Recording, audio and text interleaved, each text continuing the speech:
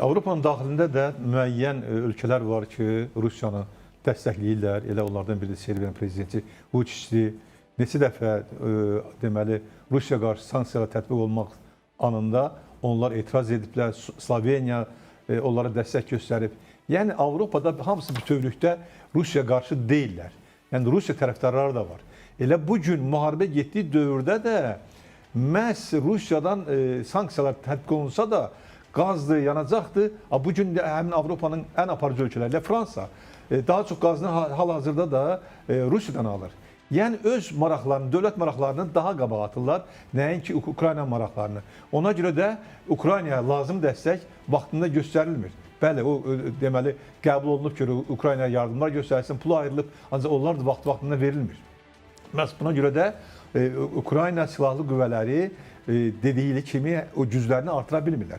Ancaq son dövrlər görür ki, elə Zelenskinin iyunun 25-də qəbul etdiyi 40 günlük Rusiya sanksiyalarına, Rusiya enerji strukturlarına sanksiya, yəni Rusiyanın sülhə məcbur etmək planları necə deyirlər, özünü doğrultdu.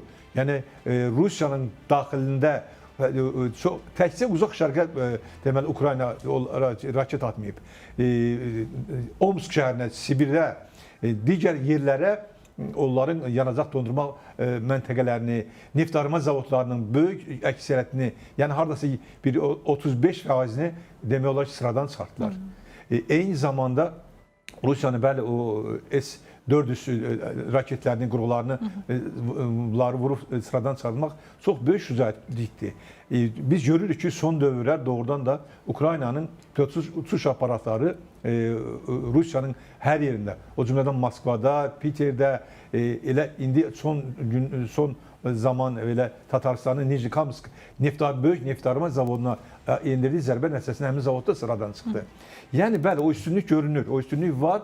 Bunun da əsas səbəblərindən biri də əsasən Ukraynanın özündə həmin pilotsuz uçuş aparatlarının istehsalıdır. Onların özlərinin, Ukraynanın Flamingo raketlərinin artıq sınaqdan çıxarılmasıdır. Onlar kütləvi halda istehsala buraxılarsa, hesab edirəm ki, Ukrayna cəbhədə böyük dönüş əldə edəcək. Ancaq təəssüf ki, bütün bunlar hamısı maliyyə bağlanır. Maliyyə çatışmazlıqları da müəyyən problemlər yaradır. Elə həmin o 40 gün müddətində dediyimiz kimi Ukrayna Rusiyanın Vilnius deməli onların əmlaklarını nə qədər neçə şəhərlərdə dağıtdı, 13 yerdə darmadağın etdi. Bu da milyonlarla pul deməkdir, əhalinin vəsaitinə dəyin zərbələrdir və bu da əhali arasında ciddi narazılıq yaratdı.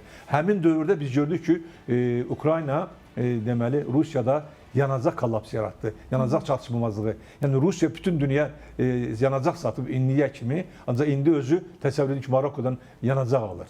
Yəni belə bir vəziyyəti gəldi çatdı. Bu gün doğrudan Rusiyanın vəziyyəti ağırdır, acınacaqlıdır, iqtisadiyyat çöküb. Ancaq bu demək deyil ki, bu gün artıq Rusiya uduzur. Yox. Rusiyanın çox böyük imkanları var. Təbii resursları çoxdur.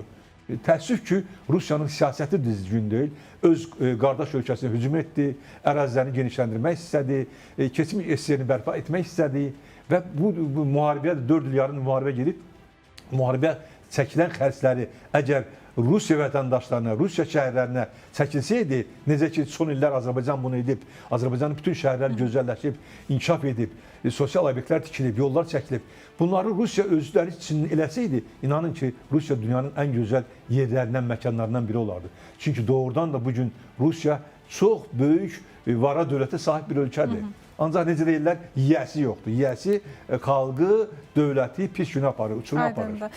Kremlin öhdəliyi ilə bağlı da danışaq istəyirəm. 409 min nəfərin orduya göndərilməsi ilə bağlı vilayətlərə belə bir öhdəlik verilib. Çox önəmlidir. Səfərbərliklə bağlı, hətta 500 min şəxsin orduya cəlb ediləcəyi ilə bağlı bir qərar gözlənilirdi. Amma bunu təxirə saldı Vladimir Putin. İndi isə fərqli bir yol tapıblar, öhdəlik qoyulub. Biz bilirik ki, hazırda kadr çatışmazlığı var və hətta kadrların müharibədən yayındığı ilə bağlı da məqamlar kifayət qədər artıq kütləvi şəkildə bu 409 mini cəlb edə biləcəklərmi orduya ki, cəlb eləsələr nə dəyişəcək Rusiya üçün? Təbii ki, bəli, deməli payızda kütləvi mobilizasiyanın səfərbərliyin olacağı haqqında da informasiyalar var idi. Onu da gözləyirlər ki, sentyabrın 20-sində Rusiyada deməli parlament seçkilərindən sonra deyirlər. Çünki əhali arasında artıq indiki hakimiyyətə deməli indiki onların siyasi qüvvələrinə inam azalıb, etimad azalıb. Ona görə də onlar istəyir ki, həmin səfərbərliyi seçkilərdən sonra etsinlər. Ancaq başa düşürlər ki, bu səfərbərlik əhali arasında ciddi narazılıq yaradacaq. Ona görə də regionlara o bölgünü göndəriblər ki, bu qədər adamları cəlb eləsinlər. Təbii ki, mən hesab edirəm ki, bu çətin olacaq Rusiya üçün. Çünki Rusiya gənclərinin böyük əksəriyyəti Rusiyadan qaçırlar. O cümlədən qonşu ölkələrə, həm Ermənistana, həm Gürcüstana mən özüm müşahidə etmirəm. Gürcüstanda çoxlu Rusiyadan qaçanlar var və digər ölkələrə. Düzdür, Avropa ölkələrinin çoxu onları qəbul etmir. Ancaq buna baxmayaraq, bugün Orta Asiya ölkələrində, Qazaxstanda, Özbəkistanda da Rusiyadan qaçmış rusları görmək olar.